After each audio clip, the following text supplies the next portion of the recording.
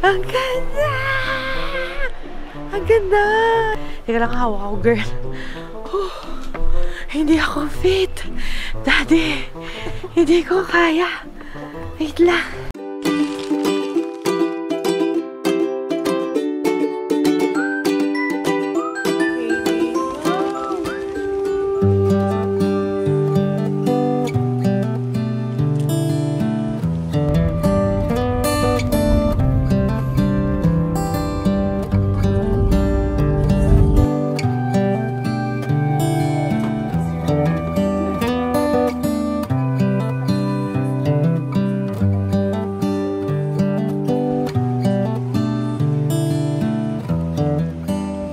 Good morning, everybody! Tayo ay nandito sa... Tadan! Ano ba tawag dito? What do you call this place again? 해동용궁사 Temple. Ayun, ang haba. Hindi ko kasi masabi. Ito si Liam. Walang stroller. Kasi 108 steps yung kailangan to libot and everything. Oo. Ang ganda ng view. Sorry naman guys, naglalag pa yung utak ko. Hindi ko alam kung mag-English ba ako, magtatagalog sa inyo. Tingnan niyo yung view, pakita ko sa inyo Ang ganda! Ang ganda! Diba? Ay nako. It took us about parang 40 minutes para mag-drive from Busan papunta dito. And all throughout, tulog ang mamikis nyo. Kasi tingnan nyo naman yung panahon. Napaka-gloomy. Medyo umaambon-ambon nga. Pero sana wag magtuloy-tuloy. Sana magpakita yung haring araw. Ayan na lang siya, nahiya pa siya. Pero ayun, ang ganda. Oh, ay! Titin! Tapos na tayo dun sa baba. Papanik na tayo. I highly recommend na i-book nyo yung tour na to. Kasi very, very personalized si Madam sa paglilibot sa amin. Actually, yung sasakyan namin, parang dalawang grupo lang, Chinese speaking at saka English speaking. Teka lang! Di ako makapagkwento. O di, ayun na nga ang sinasabi ko sa inyo kasi tignan nyo naman, baka dumaustos ako pa ibaba. So, going back to what I was saying, i-book nyo itong tour na to, ilalagay ko yung link doon sa description box.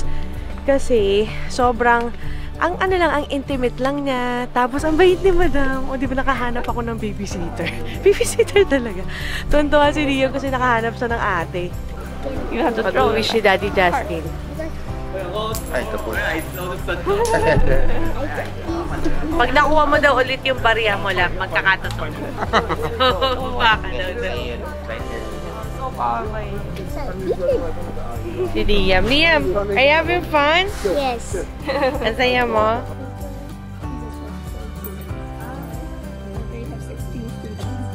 Ayan, no, makikita nyo. It's the most beautiful temple in Korea, which I have to agree with kasi sobrang ganda lang. Ang ganda! Okay, tara. Tara tayo sa loob.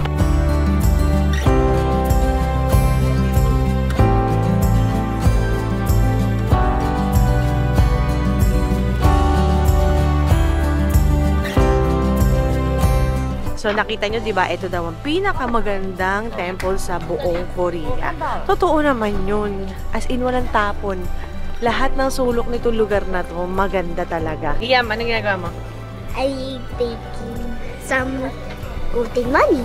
Because I get rich. Hinahaplos niya yung baboy para yumaman daw siya. Get rich soon. Now I'm down, I got money.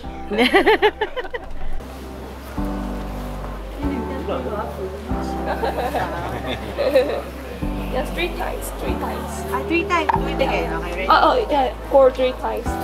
Bow your head. Yeah, and for it, 3 times. From head to the bottom.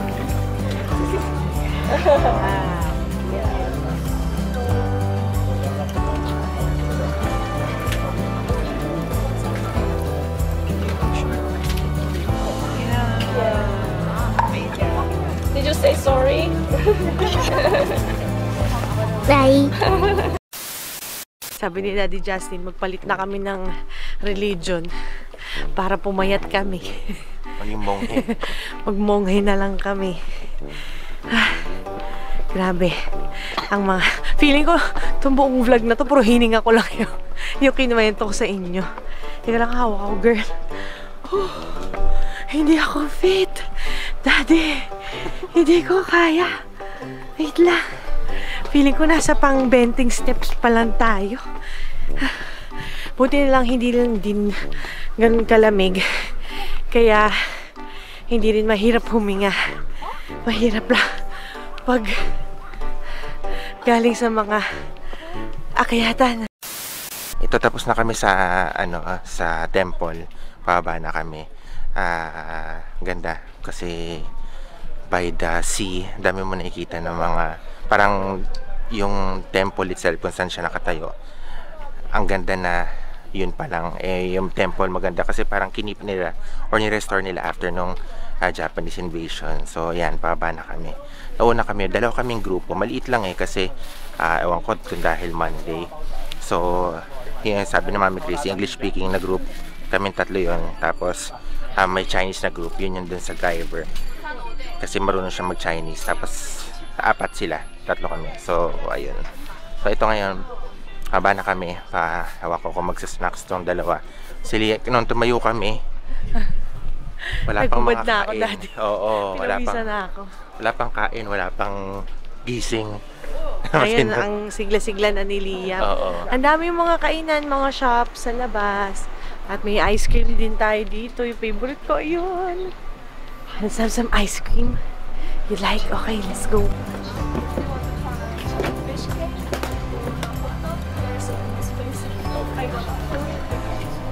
Kain tayo na ice cream. Ang galing. Bubutasin niya. Tapos iiiri ng machine.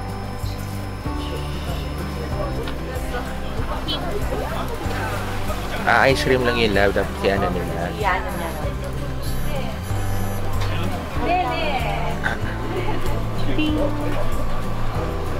Thank you. My favorite, Daddy. Sarap. Sabi na ating tour guide, dito daw masarap yung hot dog. So, kukuha tayo din isang flavor.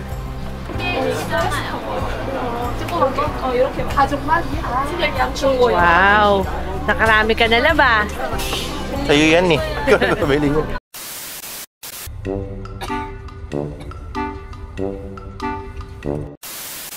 So, nandito na kami by the seaside. Ito din yung same na beach na pinanooran natin nung drone show ng isang gabi. Pero doon naman yun nangyari. Lab, happy ka ba? Enjoy ko. So, sabi nung aming tour guide, 115 yung kitaan dito sa may likod namin. Eh, nag-iisip si Mami Chris na mag-lunch. Eh, busog pa naman kami. Ang dami kong binakong pagkain eh. Oo. So, ito, kumakain na lang kami by the sea. Oo, by the seaside. Kaya, siguro naman hindi na tayo malilate. Nasa likod na lang natin yung kitaan natin. Kaya nga eh. So, 115 yung kitaan namin. 130 daw tayo lalayag sa yacht. Hindi ka ata mag-surf eh. Surfboards ba yun? Ay, surfboards ba yun? Saan? Banda doon? Abang ka. Bakbang ka. Wala masyadong alon. Paano ka magsusurf? Eh, ano?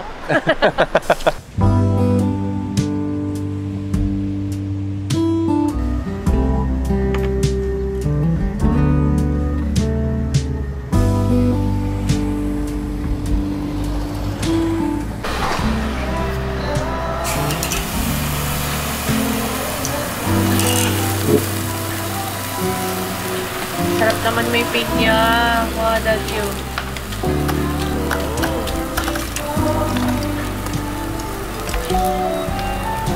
Nilalagay pala yun doon.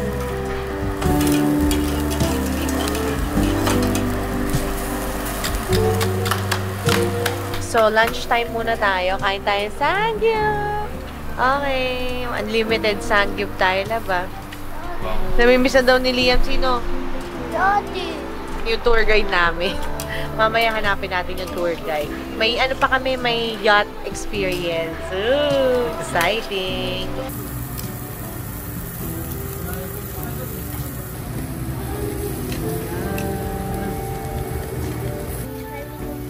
Laki ng pagkakagupit nila na. Gusto sana pa rin yung captain.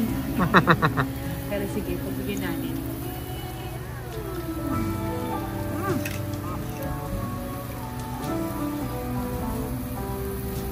Ang ganda din nung recommend sa amin na Sanggipsalang Place ni ating tour guide ni Victoria. So ito, kumakain na si Mami Chris.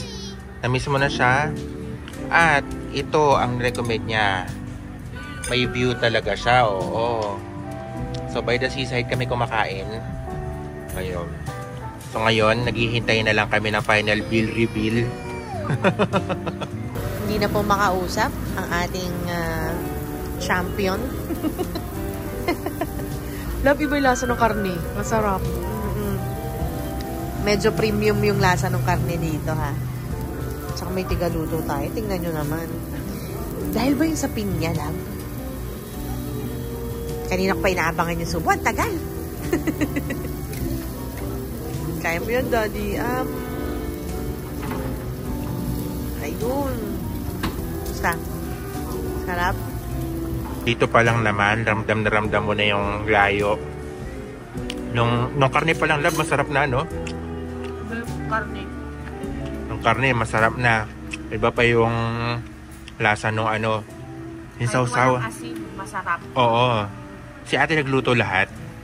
Pero ang sarap kahit walang marinate. Yung Iberico pork, feeling ko yun may marinate. O, Tapos, feeling ko kaya sila rin nagluluto kasi sobrang premium.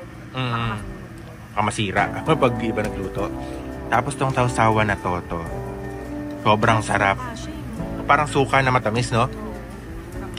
Tapos nagpapasarap yung view niya. Dagdag, ano ba yun? Dagdag. Ikaw na din. Ito naman yung kay Liam. Itlog at saka, ang tawag dyan na? Bamboo sheet. Kasi may mga sagbot-sagbot. Gusto niya din.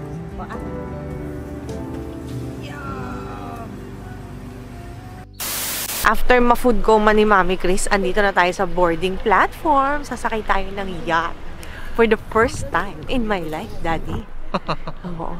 Basta yung mga kasama namin. Yung mga kasama namin nandun sa likod. At talagang inaantok pa ako. Naku, pag ako na heli ng dagat, love, wala na. Basag ka. Lulutang-lutang na lang ako dun. 찬란히 빛나는 너의 이름 일기장 속에 나의 맘속에 I wouldn't change anything 이대로 시간을 돌린대도 나 지금 이대로 처음부터 소중히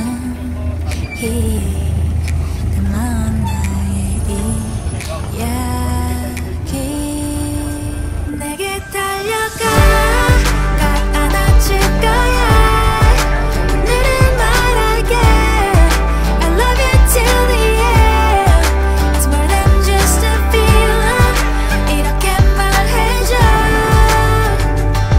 Oh yeah I've been waiting for your love Love, ang saya. Saya, oo. Ang saya.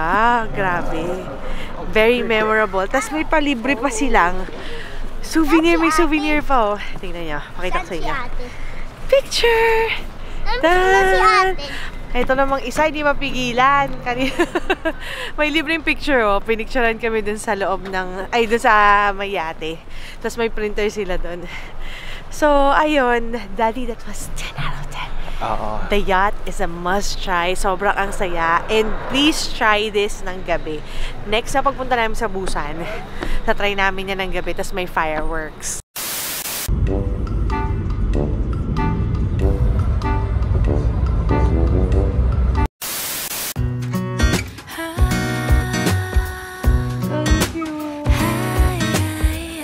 So, ito na, ladies and gentlemen. At another libot na naman tayo. Kinakabahan ako kasi si Liam, kinapos ng tulog at ungot ng ungot. Kaya nagpadala na lang ako ng stroller kay Daddy Justin. Though alam ko na maraming areas dito na dihagdan. Siguro pwede naman namin iwanan yung stroller sa kanto kung sakali man lang. Kaya ayun, ito si aming tour guide ay kinukwentuhan si Daddy Justin ng mga history dito. Tapos nakakatuwa kasi refugee place ito. Tapos na-improve nila ng ganito kaganda. 'Di ba? Ang galing ng Korea. Nakakatuwa. 널 좋아하나 봐 널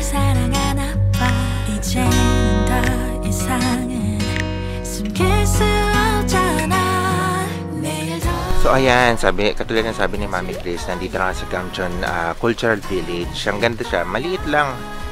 Medyo pwede kang umikot.